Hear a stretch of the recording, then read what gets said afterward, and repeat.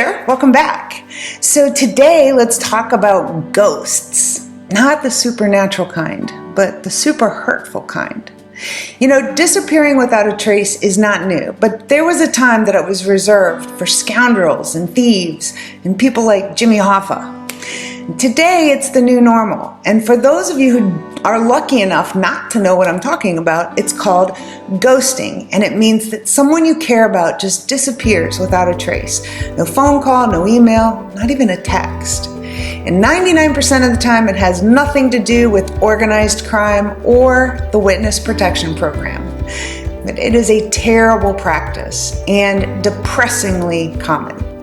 In a 2016 survey conducted by the online dating site Plenty of Fish, 78% reported they had been ghosted at least once.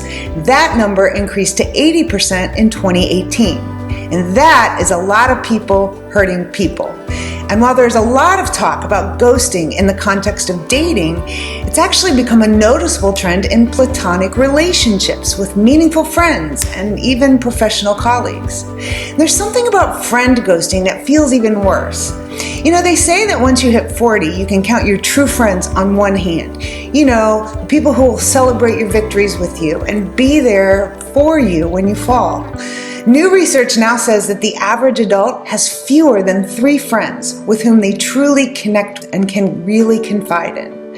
Our friendships are nothing short of life-affirming. They make us feel valued and understood and connected. And there's a wealth of research confirming that a sense of belonging is essential for long-term emotional and physical health. But adult friendships are much harder to find and nurture than back when we were kids. And when someone important to us, romantic or otherwise, just vanishes without a trace, our rational minds can say, "Who does that?" But logic is rarely a match for the power of emotion. And from a neurological perspective, it's actually a form of emotional cruelty. Acceptance is one of our deepest human needs, and rejection by someone we truly care about is one of our deepest human fears.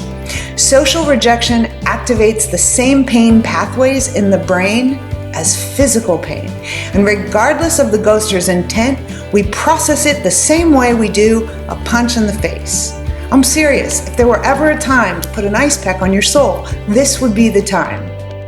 There's also a phenomenon called the Zeigarnik effect to help us understand why ghosting is so unsettling. The Zeigarnik effect is the psychological tendency to remember tasks and events that have been interrupted or left incomplete versus those that have been completed. When someone disappears or just leaves us hanging, it's this unresolved business that we know we can never quite finish, and the brain just hates it. Yet it continues to use up a lot of emotional bandwidth trying to reconcile that hurt. Look, many friendships end. Even really good ones come to an end. But remember, the opposite of love isn't hate, it's indifference. Because indifference says, you don't matter. You're not worthy of me, or a phone call, or an email, or even a text. Can you imagine how that feels?